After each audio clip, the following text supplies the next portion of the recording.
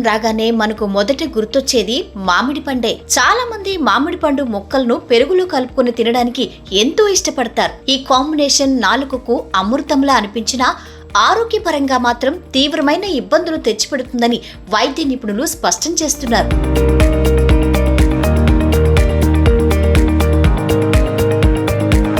వృక్ష శాస్త్రం, ఆయుర్వేద నిపుణుల ప్రకారం ఈ రెండు పదార్థాలు విరుద్ధ గుణాలు కలిగి ఉంటాయి. పెరుగు శరీరానికి చలవ చేస్తుంది, కానీ మామిడి పండు శరీరంలో వేడిని కలిగిస్తుంది. విరుద్ధ గుణాలున్న ఈ రెండింటిని ఒకేసారి కలిపి తిన్నప్పుడు శరీరంలో రసాయనాల మార్పులు జరిగి టాక్సిన్స్ ఏర్పడతాయి. ఇవి భవిష్యత్తులో తీవ్రమైన చర్మ సమస్యలకు దారితీస్తాయి. ఈ కాంబినేషన్ వల్ల జీర్ణ వ్యవస్థ పూర్తిగా స్లో అయిపోతుంది. ఆహారం సరిగ్గా అరక్కపోవటం వల్ల కడుపులో ఆమ్లాలు పేరుకుపోతాయి.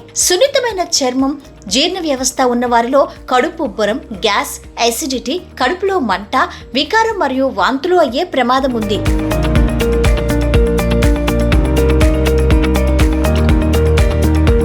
మామిడి పండు తిన్న తర్వాత కొన్ని రకాల ఆహార పదార్థాలు అస్సలు తీసుకోకూడదని డాక్టర్లు హెచ్చరిస్తున్నారు. మామిడి పండు తినగానే వెంటనే నీళ్లు తాగకూడదు.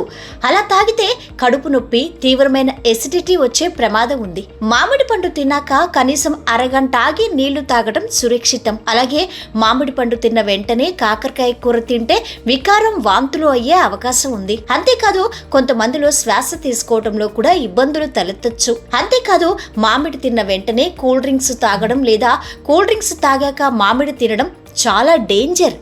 దీనివల్ల శరీరంలో ఒకేసారి చక్కెర స్థాయిలు విపరీతంగా పెరిగిపోయే అవకాశం ఉంది.